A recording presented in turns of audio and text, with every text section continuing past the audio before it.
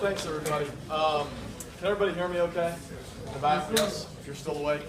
I will try very hard to not put everybody to sleep. I will try hard to include many more stories than just raw lecturing at you. So if something doesn't make sense or it doesn't jive with what you've been taught or whatever it is, just interrupt me and ask me. First of all, very thankful to be here. I really appreciate the opportunity to be with all of you. I'll talk a little bit about my background in terms of kind of my road, in terms of how things have worked out for me professionally. I will leave time at the end for questions. Some stuff I can talk about, some stuff I can't, I'm sure you know. But, you know, as Dr. Bass has kind of talked to me about the curriculum you guys are working through, and I will wander, just so you know, so if I show up standing right next to you, and I'm invading your personal space, just give me a solid shove and I'll get out of the way. I think, as I think about the last 20 years in the sports business, I think a lot about how decisions are made. And decisions that we, as people who go to games or watch games, may interpret very differently from actually how they happen. And I think a lot of what I'm going to talk about today is maybe a very real perspective on how decisions are made in the sports business, and things that are very consumer facing, how they end up coming to be. And I think there'll be maybe a few things that maybe surprise you a little bit, and some things that you probably already know. So the interesting thing is that most decisions, as they are made, as it relates to running these franchises, are built around some kind of a partnership with another entity. And so I'm going to use a very broad definition of the word partnership.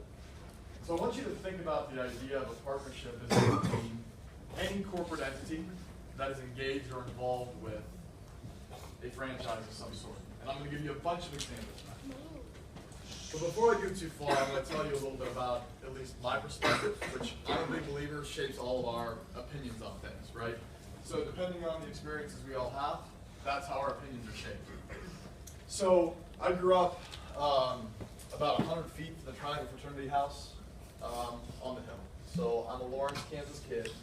I was, like many of you, I played sports all through high school. The only one I could play at the Division I level was tennis. Found myself going out to a little school called Davidson out of North Carolina, and I played out there for 4 years. Show of hands for anybody who knew Davidson College before Steph Curry. Okay, all right, there's a few. I appreciate you. Dr. Bass and I were joking earlier, and we talked about it a month or so ago when we had breakfast, that so much of what college sports are is marketing for that university or college. And I can literally tell you, there is not a single time when I would say, yeah, I went to a little school called Davidson in North Carolina. And somebody went, oh yeah, until Steph Curry, right? So the AD there is an old friend, and they just did a big deal with Learfield. And who knows what Learfield does? Anybody? Anybody? Yeah, they do lots of things. Their main function is they go into a university or they go into a college and they take over all their merchandising and licensing. And sometimes they have to do some other stuff too. And what the Davidson try to do is they try to call Steph Curry and say, hey, can we just go into business together? We just start a little business and then we'll have. They couldn't get through the agent issue, but he's so much a part of what that school has become on a national scale. We're very thankful to him. So anyway, long story. I end up graduating, moderate panic that I've got to figure out a way to pay a bill, go work for Bank of America for a year. About 2 weeks in, I knew that wasn't going to work for me. I don't know you all well, but I can tell you sitting at a desk and answering phones and looking at mutual funds is not my idea of a good time. So I bailed on that, came back to KU for law school, graduated from here, and I came here back home for one reason, and that was to hide. I knew I wanted to try to work in the sports business. I thought that I could try to figure out a way to do that. I didn't know anybody. I didn't have any friends that knew somebody. I didn't have a way in. And 20 years ago, which dates me, right? But 20 years ago, if you were trying to get in the sports business and you didn't know somebody, man, you were screwed. You had no shop. There was no program like this. There was no professor like Dr. Bass who had a huge network to lean on. There was none of that. So I went back to law school and figured my best bet was to go and just network my tail off. Like, just myself to as many people as I possibly could and just try to finagle my way into some job, get in, and then hope for the best. So that's what I use law school for. I went to some class, maybe not all class, but I did go to some. Ended up graduating from there, and I got an internship while I was there at the Speedway, which is being built. I didn't know anything about racing. I didn't really care anything about racing. It didn't really matter to me. But it was a way in.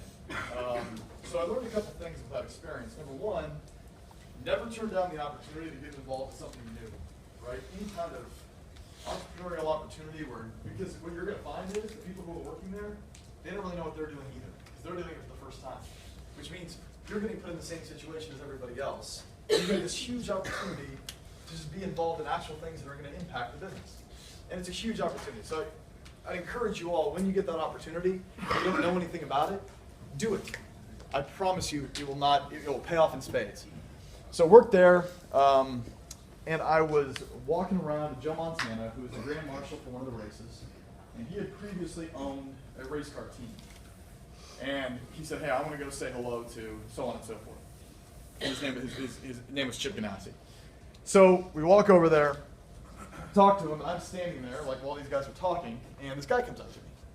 We just start making small talk, whatever. And at the end of the conversation, he's like, hey, do you have a card or something? Like, I've got some stuff I'd like to talk to you about. Get a call 2 weeks later. The man's name is Tom Garfinkel. I ended up working for Tom for the better part of the next decade. He's currently the CEO of the Miami Dolphins, a dear friend, and I went to work for him 3 months later. So you never know who you're going to run into. He took me to this Chip Ganassi Racing logo out here. Worked there for 4 years on the business side, running the administration there. Quit over an ethical issue that we can talk about some other time over a cold drink, for those of you who are 21. Started my own agency, tried to merge it with a guy in Detroit. Realized, anybody here is an aspiring agent? Okay, we got one. Okay, yeah, sure, I'll get a few more. So before you do that, call me. Let's talk before you do it. Let me just give you some real life examples of how that all goes. I wanted to be an agent too. It was not what I thought it was cracked up to be. I was making more money than I ever could have imagined, but I was miserable. So sold the business back to the guy in Detroit, went out to work for these startups out in San Francisco. The owners of that group were Billy Bean, a couple owners of sports teams, and guys who were getting ready to buy an asset. I went and worked out there in the startup environment for almost a year, then back to North Carolina for this Hall of Fame racing organization. I was the GM there for 3 seasons. Largely ran the business into the ground. I was 29 years old. Lots of mistakes were made. Learned a lot. We ended up selling to a big team, and the owners from Hall of Fame Racing went and bought the Padres. So, any baseball fans in the room? Okay, a few. Who can tell me what? Any Padres fans? Okay. Do you know? I'm going to try to ask this the right way. Well, we'll get to this later. Do you know how many iterations of Padres uniforms exist since their inception? You have to answer, but chew on, I'll ask you later. Okay. So, Padres are a failing franchise in many ways, but it's a phenomenal place to live. It was a great experience. And then for lots of reasons, I had the opportunity 4 years ago to come back to Kansas City and work with the Chiefs. So, I was here for 4 full seasons. I run all of our commercial revenue. So any partnership that we have, any business dealing that we do externally, whether that's the shoes the players wear, whether that's the Gatorade that they drink, whether it's the fuel bar that they have in the locker room, whether it's a sponsorship that we work with in the community, whether it's a ticket that we're trying to sell, whether it's construction we're trying to do the stadium to try to improve our average ticket price, whether it's a new premium area we're trying to build so that people your age actually come to Arrowhead, those things fall in our plate, right? So, only go through that just to give you guys a little of where I come from in terms of my perspective on things. You'll talk to somebody else who has the same job I have with another franchise, and they'll give you an entirely different set of perspectives, mainly because they had different experiences than I did. So, there was a survey done in USA Today in 2014, and it was very in-depth, and they talked a lot about why people went to sporting events. And if on the surface I'd been asked that, I think I would have first and foremost answered, they go for the game. Like they go for the sport. They go for their love of basketball, or they go because they love football, or they go because they love the game itself. And I think what we found in the survey was that's not necessarily why people go to games. They go to games for lots of other reasons. And I'm going to go through 5 of those things today. And the first of which is the concession experience, right? It's when you go to a game, what do you eat, what do you drink, how much does it cost, how long are the lines, what are the offerings, and why are those decisions made and how they are. So when we were at Petco Park, so Petco Park is where the Padres play. We were working out of a stadium that was built in 2004. And I was there starting in 2010, so it's fairly new. It sits about, I don't know, a quarter mile from the water. It's a beautiful place. Anybody here been to San Diego? Sure, we have a few, right? Not bad weather out there? Yes? We have a million things going for us. Delaware North Company is the company who provides all the concession services for the stadium. So this is important because there's a partnership between the Padres and Delaware North Companies. So does anybody have any idea how that arrangement is set up? Loosely.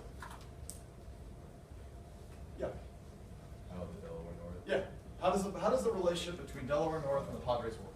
So they would hire Delaware North and then or contract them, and Delaware North would hire employees and they would run the stadium with the concession stands. Okay, what's your name? Sam. Okay, so Sam nailed it, right? So 2 really key things that he said there.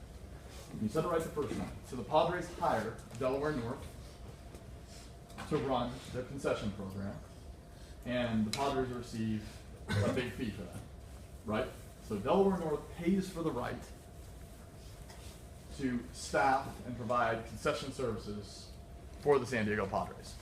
So at the very basis, think of that. Okay. All right? Think of that fact, right?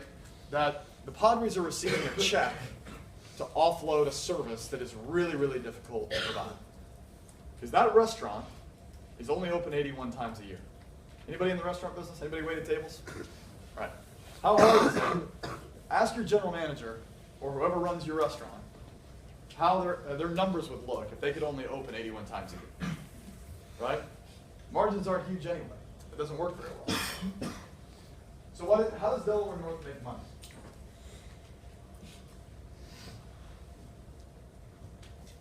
Not true. How does Delaware North make money? They're the company that the Padres bring in to provide all the concessions. How do they make money? Okay, but remember, we just said they're paying. In a normal situation, you'd be right. That's why sports is weird. Delaware North is paying for the right to serve food. How does Delaware North make money? Selling the food? Yes, whoever said it. They're selling food. They're selling beer. They're selling stuff. So people want to ask, so you go to the game, food expensive or cheap? Expensive. Why? You can't get it, you gotta get it done. You're damn right. Yeah, you're right. Because the team gets a huge check, and then the concession company has to try to figure out a way to make it back.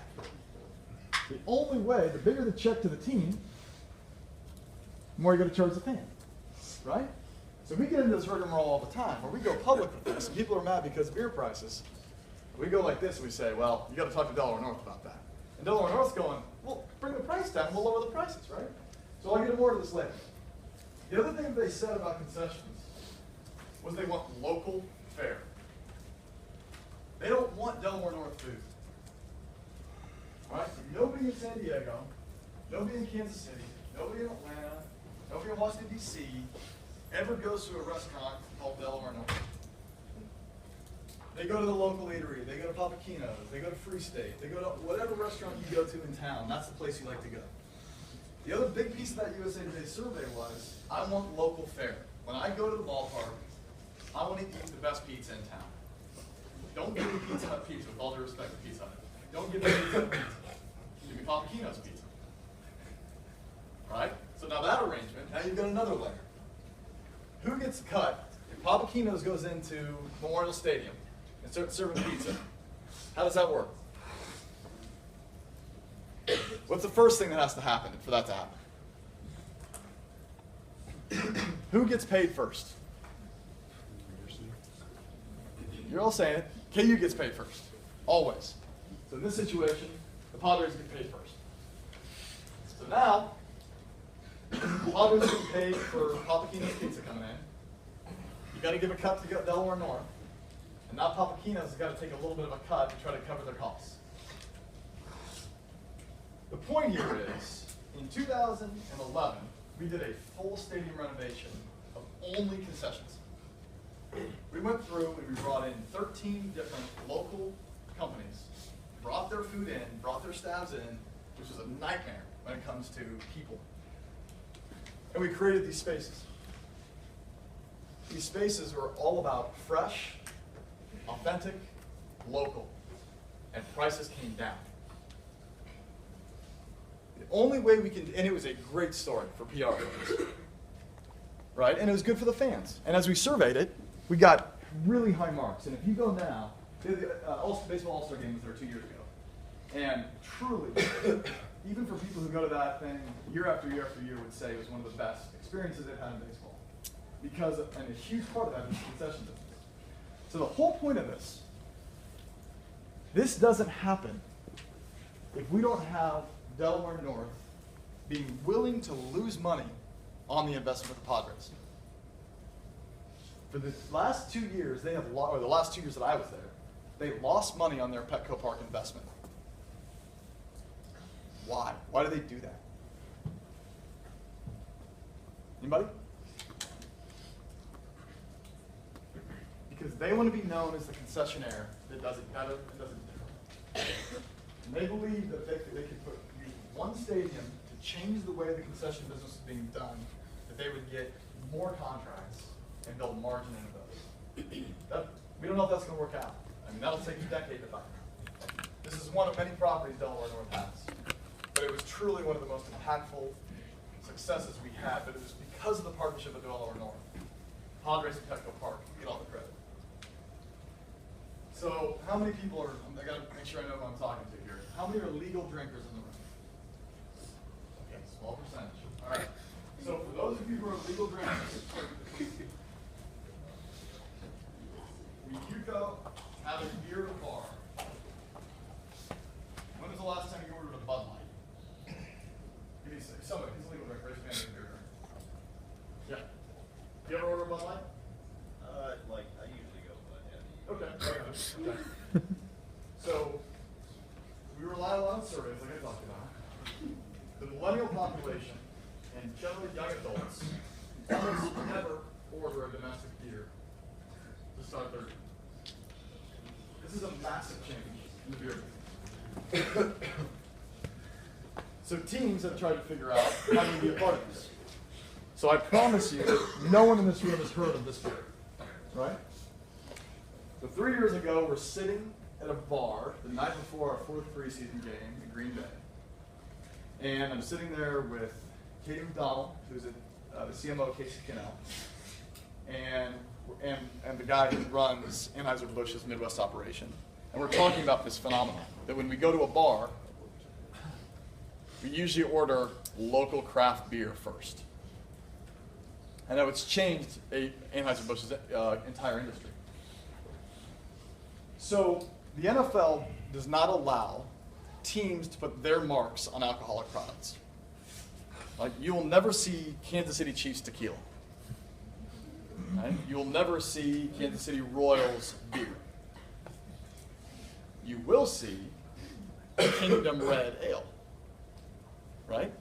Legal. Everybody kind of knows what it means. And we're able to produce our own beer. So we made a big mistake 3 years ago. This is my fault. I was so adamant that we needed to get this out, get it into the market, that we hurried, we rushed, and we made some mistakes. We made some mistakes in the launch, and we made some mistakes in the actual liquid that was produced. It wasn't produced specifically for us. It was a brew that had been produced elsewhere that we basically rebranded and used as ours. And we didn't have a distribution plan set. If you guys go to Westport and go out, you'll have a really hard time getting a butthead. When I was here, I was your age, easy to get a butthead in Westport.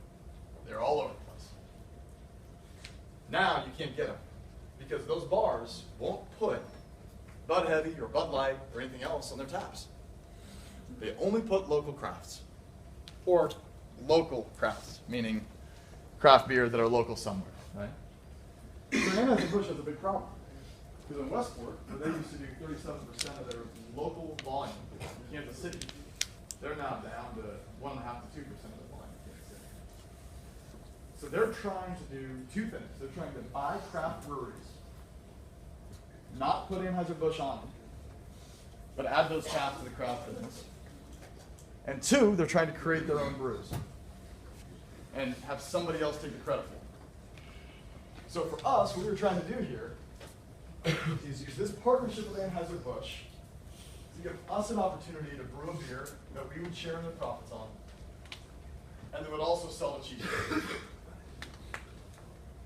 This doesn't happen without AB. We don't brew beer. We're not in the beer brewing business. And if there was somebody smarter who was running it than me, we wouldn't have screwed this up so bad. But next year, this is coming back out. Probably the same brand, probably reshaped, new recipe on the brew. And this time we're going to own a share of it. That doesn't happen without the partnership with Anheuser-Busch. It doesn't work unless they need the beer. And it doesn't work when you have something like me, it wasn't on top of the brew. Anybody from Atlanta? Yeah, all right. Falcons fan? Yep. Sorry. Almost. Another shot in about 35 years. So, what's your name? Mitch. So, in Mitch's hometown, they're building a brand new stadium. Okay? It's state of the art. We were there. Chiefs played there late in the year. We toured it, hard hats. It's amazing. It's going to be crazy good. $1 billion stadium. Okay? $1.2 billion, $1.3 billion. Anybody know who the owner of, don't say it, Mitch. Anybody know who the owner of the Atlanta Falcons is? Anybody? Yeah. Arthur Blank. You got it. Why is Arthur Blank famous other than owning the Falcons? Why is Arthur Blank rich? Put it that way. How did he get rich? You know? Okay. Arthur Blank started a little store called Home Depot. Okay? So he built his wealth in Home Depot chains and businesses. He has now become the de facto mayor of Atlanta. He's very passionate about the city. He's very influential in the city. And he's building this brand new stadium. Those built stadiums for lots of reasons. The Georgia Dome is outdated, right, Mitch? Old? It's Yeah, nice. you probably love it, yeah. It's a dome. Let's just call it what it is. And literally, you know where this is going? Right next to it. Literally right next to it. I'm talking like 30 feet. It was pouring down rain the day we were there, and I walked across some plank over a mud pit, and I didn't get wet, it was so short. This thing is literally right next to it, and then they're going to demolish the Georgia Dome and turn it into a park or something. The reason why this is interesting is Levy Restaurants, just like Delaware North, is Arthur Blank's and the Falcons' concession provider. And when you get a chance to, again, back to my point about doing something new, when you get a chance to be involved in something new, do it. Because you get a chance to do something different and try something that might not have been done before. Arthur Blank's obviously a very entrepreneurial guy, and he saw the same data that we all did, that when people go to games, they're most concerned about what they're eating and drinking and how much it costs.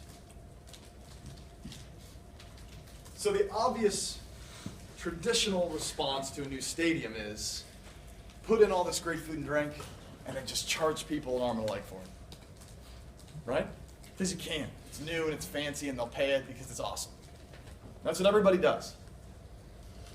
So to the Falcons' credit, they're not doing that. $2 hot dogs, $3 waffle fries, self-serve drinks. Why? Why is he doing this? Smart businessman, right? Why is he doing this? This is totally against everything the sports team did. Someone tell me why they're doing this. Yeah. It's gonna draw people who buy food there to buy food. Okay. What else?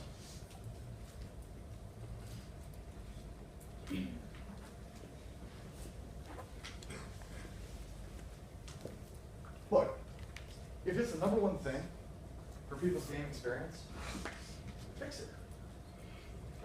What are they hoping for? Economically, how does this work? There's only one way this works. Sam. That more people will buy it. Volume. Right. They're banking on the fact that people are going to eat way too much when they go to Falcons games.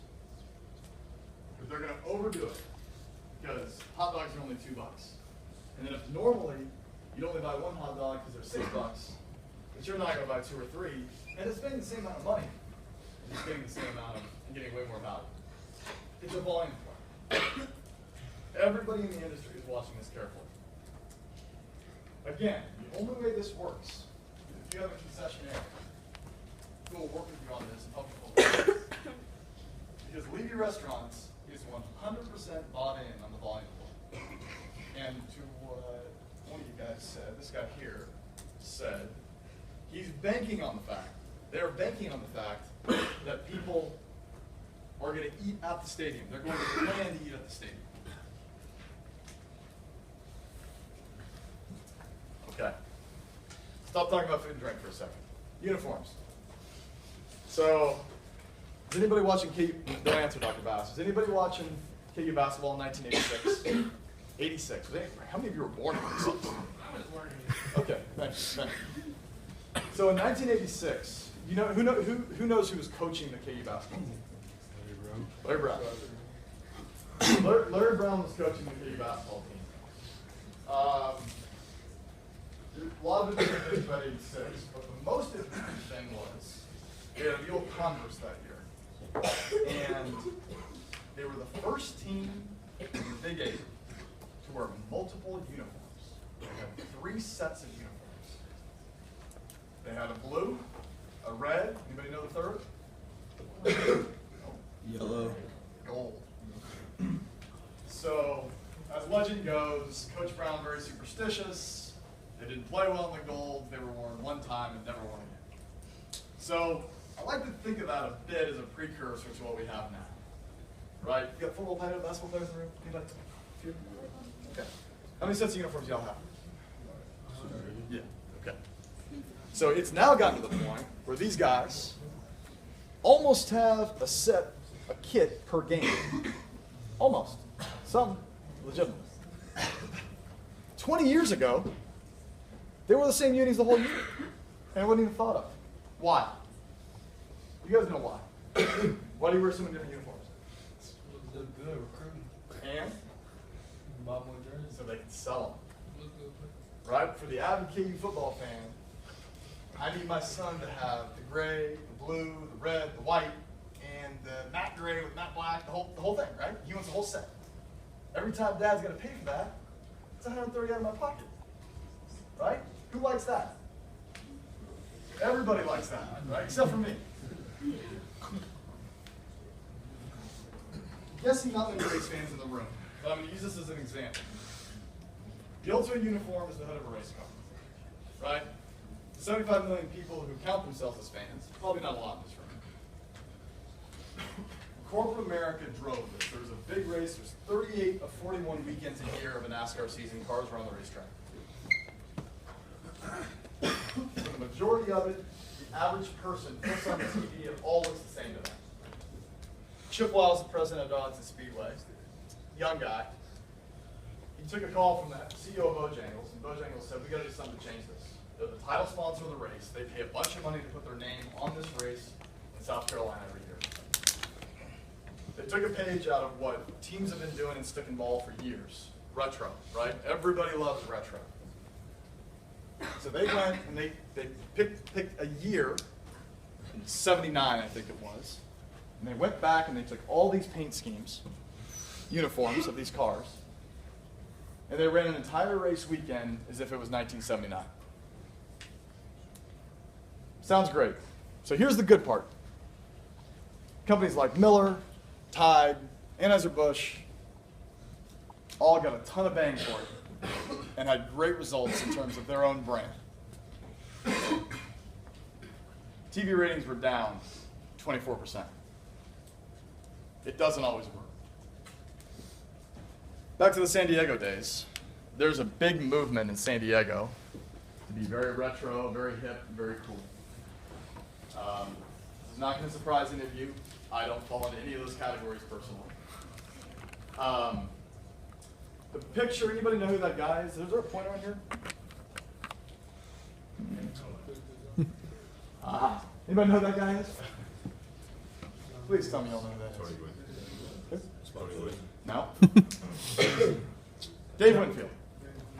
Only player to be drafted in 4 sports. We'll come back to that later. True, not hockey. Yeah, think about that. Because it puzzle place that. 4 sports. We're league athlete. Okay. Dave Winfield. Dave Winfield. For those of you who don't know Dave Winfield, put it in the Google machine. One of the best athletes literally ever. So Dave Winfield, this is taken in the 70s. As you can see, they wore these terrible brown and yellow uniforms.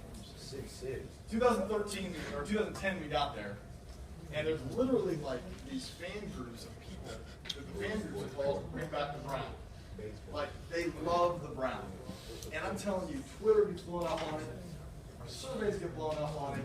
Emails to executives, players hear it. It's all about the brown. We don't do anything about it because it's not in line with Majestic, who's our uniform provider. They're not interested. We got blue and white. This is what we do. So in 2013, we launch this. So we launch a line of retro gear. Not a lot of it, but I think it was 12 to 14 SKUs. Anybody want to guess what the top selling item was out there? That. By a landslide.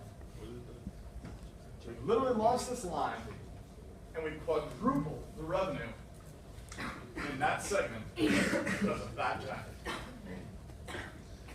All right. So we finally give in, and in 2015, after I'm gone, we get smart people in there, we actually launch actual blue and yellow alternate jerseys. Now, they're still wearing those most of the time, but now they've got blue and yellow. Here's my point. We had fan mail, we had Twitter, Facebook, everybody was telling us they wanted this. And we heard it, we kind of listened, we talked about it, we didn't really do anything. Third party comes in, Majestic, who's the actual uniform provider, that makes some money on it, and within 30 days, we're adding a whole SKU of uniforms to the players. Don't think that corporate America doesn't impact what our players wear on the field, on the diamond, on the turf. Anybody know who this guy is?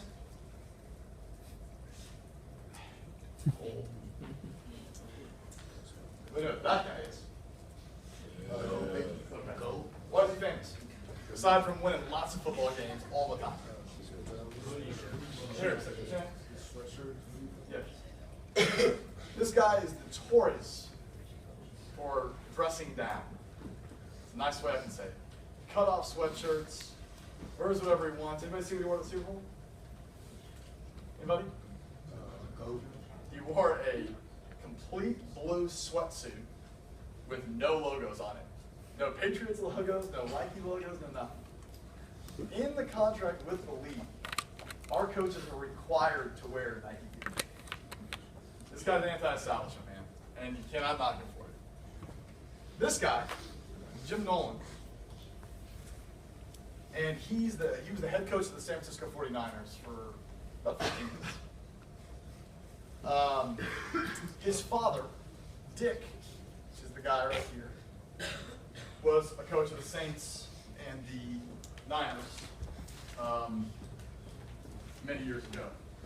And back in that day, like, anybody know who that is? Please tell me you know that. Yeah, Tom Landry. So, in the old days, coaches wore suits on the sideline. It was normal. Nor wasn't normal, but suits on the sideline is fairly normal.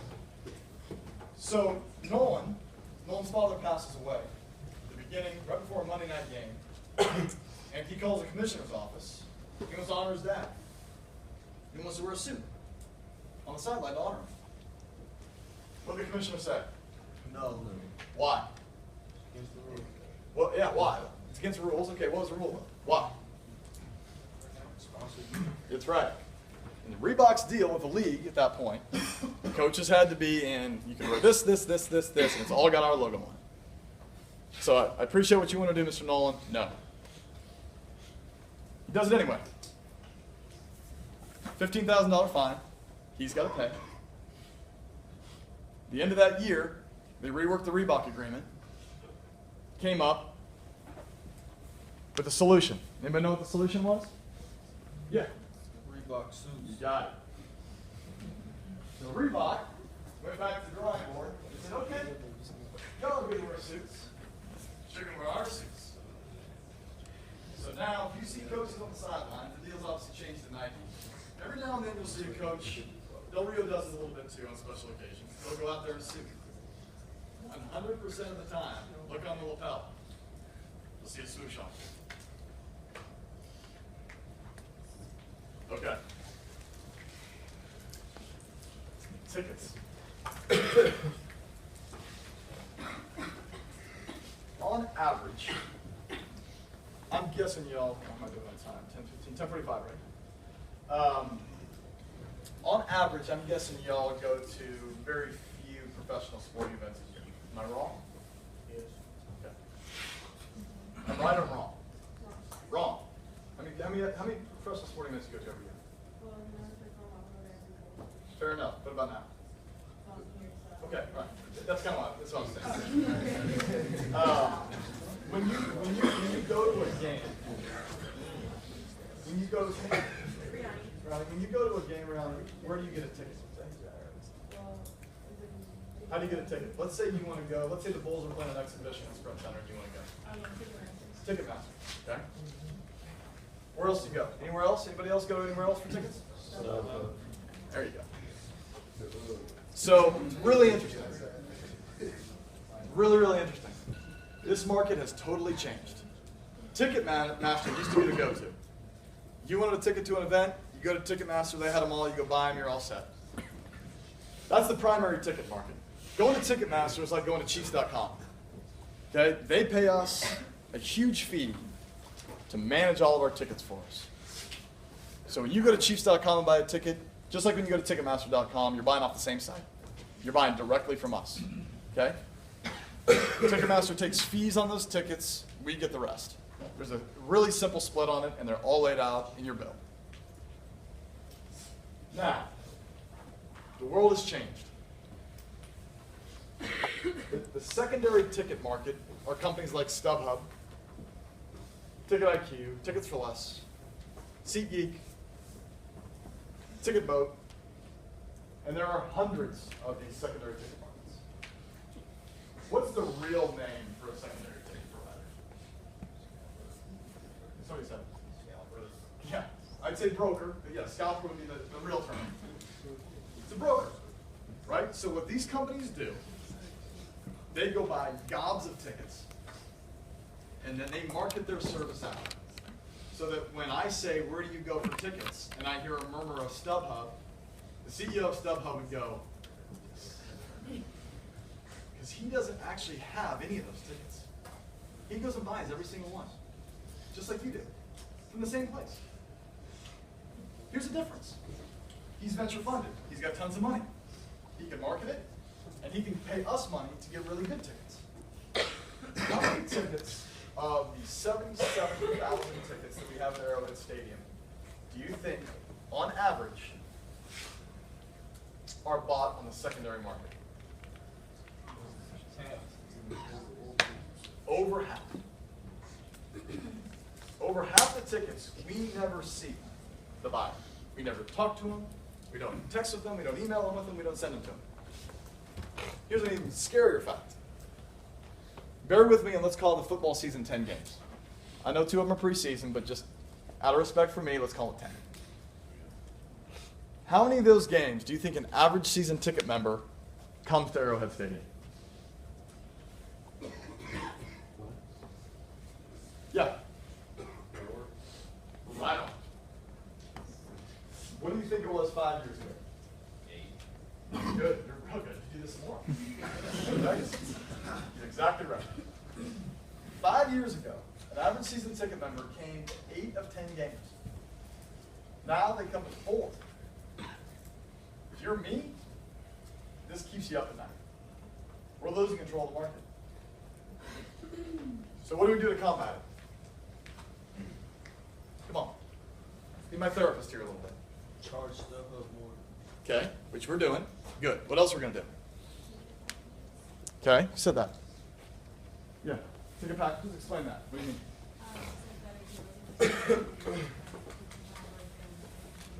Yep, good. We're doing that too. Good. What's your name? Emily said ticket packages.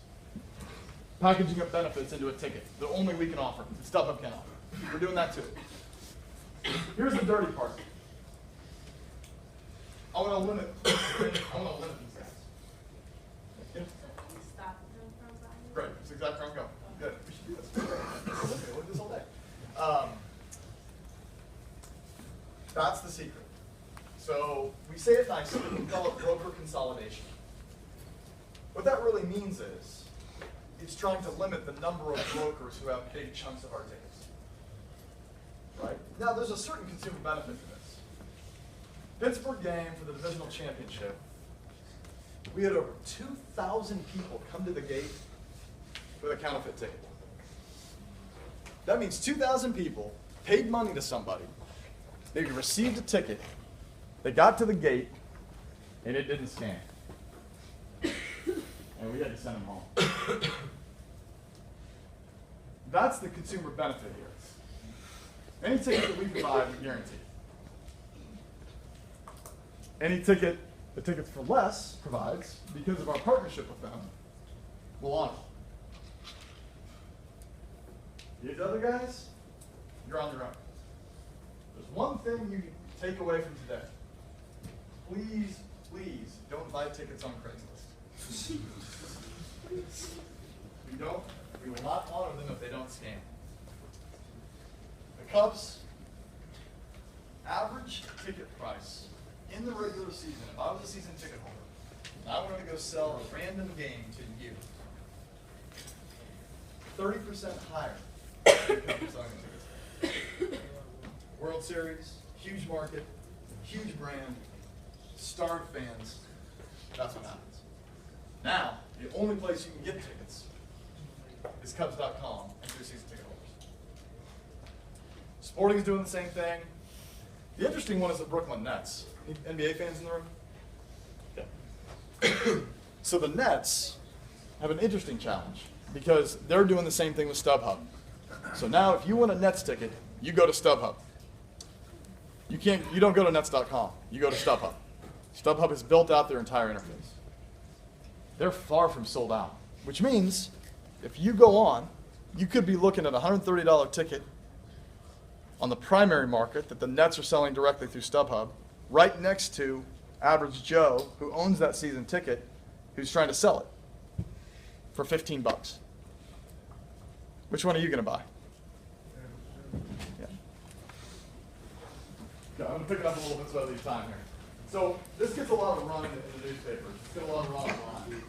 Things that teams do in the community. Why do we do them? We don't usually do that. Yeah.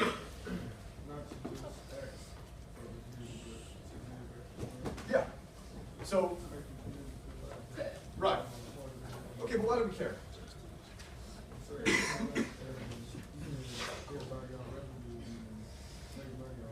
Right.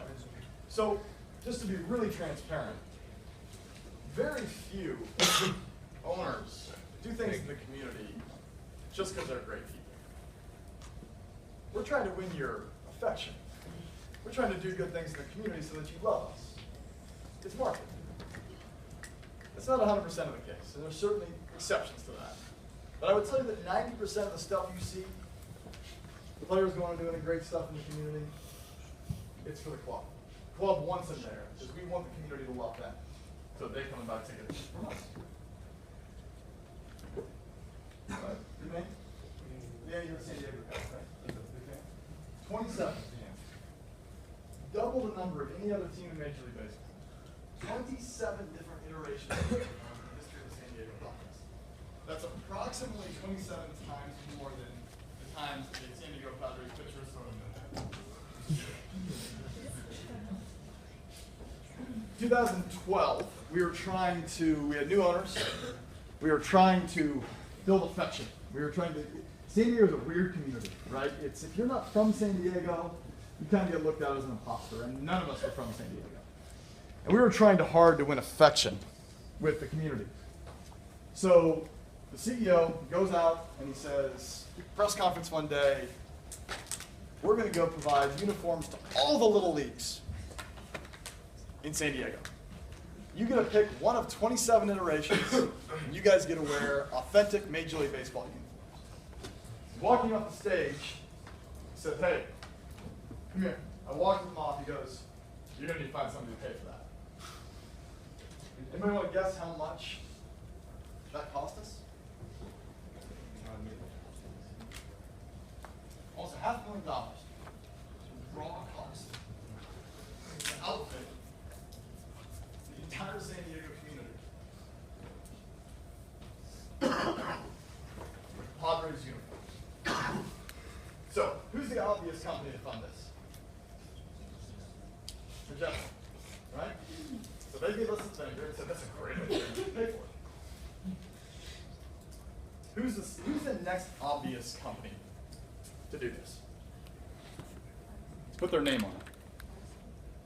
Say again? What's Varsity? Okay, all right. I think I'm with you. What type of company is perfect for this? Where do they buy these? Sporting goods store. So we go to Dick's, have it all lined up. I go to the CEO, said, we got a way to pay for this. Dick's is going to put their logo on the back of every uniform. Here's the catch. Only place you can get the unis is at Dick's. They'll pay for them. We'll pay for them. But you've got to go to Dick's to pick them up. Why? You buy something else? Yes, you said that. Buy something else. You said, yeah. Because you don't go to, and someday you guys all be married, and families, and your spouse will go to Target. I'm going to tell you, it is impossible for your spouse to go to Target and spend less than $100. It's literally fundamentally impossible. Right? You go for body wash, and you come back with outfits for your kids for 3 weeks. It's unreal. So the point is, look, Dick's is the right company, and they said the right thing. What's the problem with that? The reason we're doing this is to win favor with local business, local community. And then we're going to go do a deal, corporatize it, and limit the distribution only to Dick's. What about if you're one of the owner-operators of a local sporting goods store that does $220,000 a year on shin guards? You're going to lose those customers. We had 5 store owners come in, demand a meeting, and threaten all kinds of PR against us. Who paid for those uniforms? We did. We didn't do the Dick's deal because it would have gone against everything we were trying to do. Player appearances, right? This player, third row, whatever it was, you guys have all done this. Fans in the room, you guys know all about this. Right? You go somewhere, you get autographs. This is one thing our franchise struggles with a lot. We don't have, our players don't live in Kansas City. Some of them do. Not very many. They're here during the season. Coach has them locked down. Right? Especially the guys who got in trouble a time or two. Lockdown. How does this happen? How do we get guys like Jimmy Macklin and Dontarie Poe to go to a Hy-Vee in Lenexa and sign autographs for 2 hours? No, it's not. Yeah, okay. But Coach didn't want me to pay him. They got high kick. You guys are on it. The agents. These guys want to get paid for this. But coaching, you'll let me pay him. You know what I'm doing. So what's the workaround?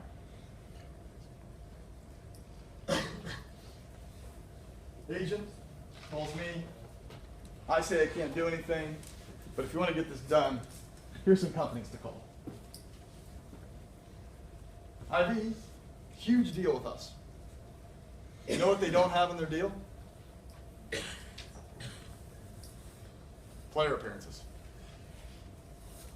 Coke, big part of players. They do have player appearances in their deal.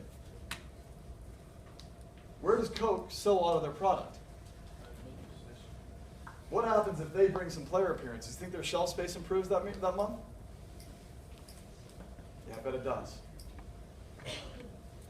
Helps us in the community, helps two big partners, helps two players. Only guy in trouble is me with Coach. We can get over that. Let's talk about media for a second. Do any of you watch full games anymore? You do? Yes. Do this. Show of hands. When is raise your hand if in the last 6 months you sat down and watched any kind of sporting event start to finish. Right? You guys, I love you. Keep doing that. Because if you don't, our business model is all screwed up. In baseball, okay, so let's back up one more time. Huge part of the NFL business is media, right? We get huge checks from the National Football League who negotiate deals with NBC, Fox, CBS, NFL Network. We don't have any control over the regular season broadcast. We can't dictate when it's on, where it's on. We get told when we play. Baseball, quite a bit different. The Royals control, other than national games, which are very few for them, for any team, they control their regular season broadcast. San Diego, we went and built a new RSN, which is a regional sports network. Quick story on this is, Time Warner Cable has 30% of the homes in San Diego County. So if you live in San Diego County and you want cable, 30% of the people have Time Warner Cable. We went and built our own RSN with Fox, created a new station, built around Padres baseball. We own part of it, Fox owns part of it. So then the challenge becomes distribution. How do we make sure that San Diego County gets access to the games? I need Time Warner Cable. They probably aren't big fans of Fox. To this day, 30% of the San Diego market doesn't get regular season Padres games because Time Warner Cable won't work with Fox. At the end of the day, these companies invest with us because it guarantees them subscribers. It guarantees them revenue. And if they can't make it happen, they're not interested in working with it. I'll go quick on this one. This guy right here, Mitch Holtz, the voice of the Chiefs, been doing this for a bit over 28 years. We have a big renewal coming up with 101 Fox. Does anybody listen to the Chiefs on the radio? God bless you. Thank you. Thank you. There are not many of you. That's actually not true. There's actually still quite a few. But the numbers aren't going up. Part of the reason the numbers aren't going up is because we have all these other ways to get content. We've got Hispanic radio. We have our app numbers in terms of the way people tune in and listen to our broadcast. They're up 500% in 2 years. These guys, we can't put them on the radio, on the app, unless we work with TuneIn, because the NFL has a deal. Point of this slide, without going into too much, because I know we're running out of time. Super complicated space. And if you're us and you're worried about how people are consuming your radio broadcast or your games in general, your shoulder programming, your pregame, your postgame, you worry a lot about this. Okay, so we've talked about a myriad of partnerships, the way business is getting done. So the reason why I asked the assignment that we gave you, and I promise I won't go around and ask. But the point of the exercise, right, it was thinking about sports marketing and what you see, what really is compelling to you. So I need 1 or 2 volunteers to share with me what they thought their favorite sports marketing story that they've ever seen was, why. And then the last 2 questions are the tough ones. And I would argue that the 6 questions on the board is our basic philosophy in terms of how we build partnerships. If we know the answers to these questions, we understand what that company is trying to do, and we can match it up with what our franchise is trying to do, we've got a real chance to make that successful. Because everything that we do that we don't house within our walls is some type of partnership that we have to make work. And it has a huge impact on our business. So I promise to be quick here. Someone give me a volunteer their favorite sports marketing company. Yeah. Angie. Angie. I'm not sure if this is exactly what you're looking for, but I know during the Olympics, Procter and Gamble always does the Thank You Mom Yeah. ad. Great. I Why do you really like it? that. It's cool, like, seeing, because they always do, like, an athlete as they grow up, and then they, like, are successful, and then they, like, thank their parents, which I kind of grew up in an environment like that, so I feel Yeah. like I can relate to it. Okay. So if you're the CMO of Procter & Gamble, what are you looking for? Why does that work for her or him? I don't know who that is. Great. I'm sorry, what do you mean? So what I'm saying is, Procter & Gamble has lots of decisions to make in terms of how they put their brand out in the marketplace. They chose this mom's campaign. I agree with you, I think it's awesome. Wait till you have kids, or if you have kids, so yeah, it's amazing, right? It totally hits your heart, right? So, but how does Procter & Gamble justify that investment? Because it isn't free. They're doing it for how their company will look, like family oriented, they care. Right. So, again, I'm running out of time, so I'll be short on this. But in a nutshell, Angie's right. But the point is, Procter & Gamble has to know what they're trying to do as an organization. And there's a reason they're tying themselves to the Olympics. And the reason that they're joining those two together with this mom campaign. And I would recommend that number 4 is a huge part of that. Procter & Gamble has corporate values that they want all of us to think of them of. The Olympics have those same values. If you can find the crossover and then tie moms and emotional moments to it, you've got something pretty impactful that will sit with people like Angie. And next time she's going to the store, whether she knows it or not, she's probably being influenced, whether she knows it or not. Okay, so I've been your age. At the end of the day, you suffer through an hour, like you're ready to go, I got it. But really at the end of the day, what does it mean for me? Like, what does all this mean? And I've done a version of this. I've spoken to a couple other classes on campus. So forgive me if you've seen this before, but to me, I've listened to speakers as I was growing up, and I always got to the end of it, and I'm like, okay, what the hell, like, I gotta get back to my life. Like, that was great, but like, I gotta get back to it. So I would offer this as what this means for y'all. All of you are in this room for a reason. You have some level of interest, either a whole lot or very little, of trying to build a career in the sports business somehow. Is that a fair assumption? Okay. So I would offer this. Be very intentional about the networks you build. A lot of freshmen in the room? How many freshmen? Raise your hand if you're a freshman. Gracious. You guys have a lot of time. But be intentional about how you build your networks.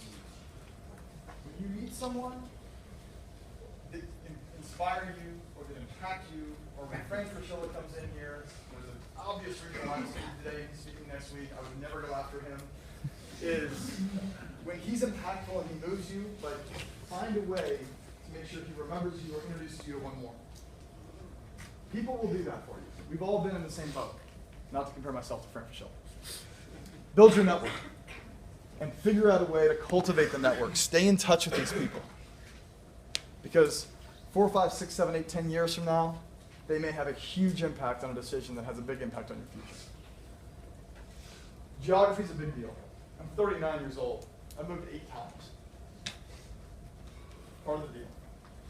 It's just very rarely you find people who stay in the same place, keep having more opportunity. It just doesn't really work that way. The jobs are too good, right? The opportunities are too good. People don't want to leave. So I would tell you that if you have ambition and you want to grow your career, be willing to look at a map like that and not like have it give you heart palpitations. Weird one, but the world has changed a lot in our business. 20 years ago, it was all about networking.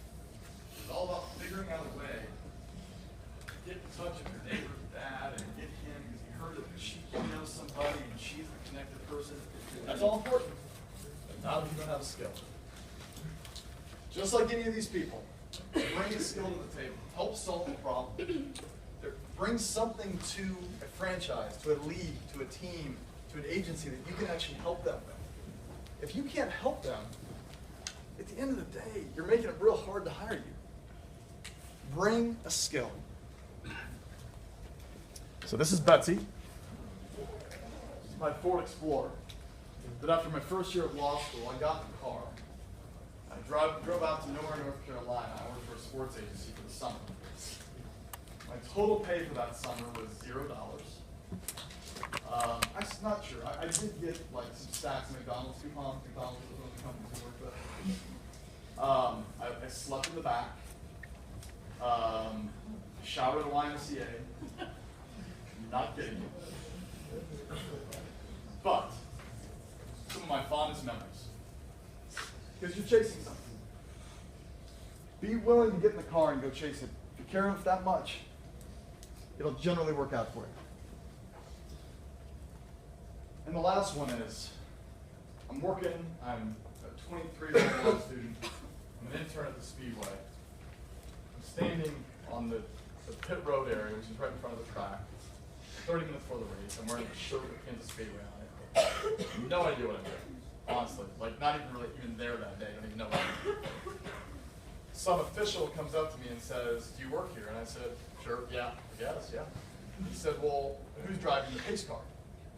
Pace car is the car that like paces the field. So before the race starts, there's a car out front, all the cars that are racing are behind it. And he's like, "Well, who's driving the pace car?" And I'm like, "Man, I don't even know what time lunch is, much less like pace car." Like, and he's like, "Well, we gotta go."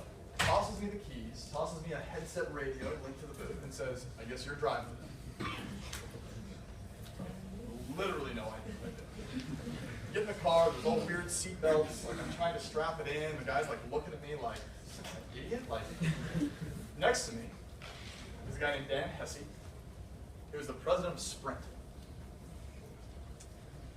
Get in the pace car, I am shaking, like absolutely pissing my pants. I got cars swerving behind me, I got people talking in my ear, I have no idea what I'm doing. We get through it, and it led to a 30-minute conversation with Dan Hesse. President of Sprint, being a huge influencer in getting me launched back here to Kansas City 18 years later. Don't be afraid to just grab the wheel of a pace car. Sometimes you never knew an opportunity is going to use it.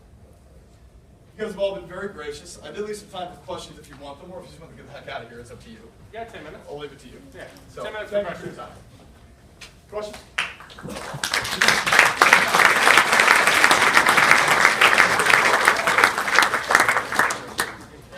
said you went to law school. How important do you think going to law school is in this field? You can do it with or without. I don't think it's critical at all. I think for me, it differentiates me from a lot of my competition just on the personal side. I think it sets myself apart. I would never hire myself to represent me if something mattered. We need a real attorney for that. But I do think that it helps me. It teaches you how to think. It teaches you how to communicate right. I do think advanced degrees never hurt. And if you're looking for executive level positions, it's getting rarer and rarer that those people don't have some type of advanced degree.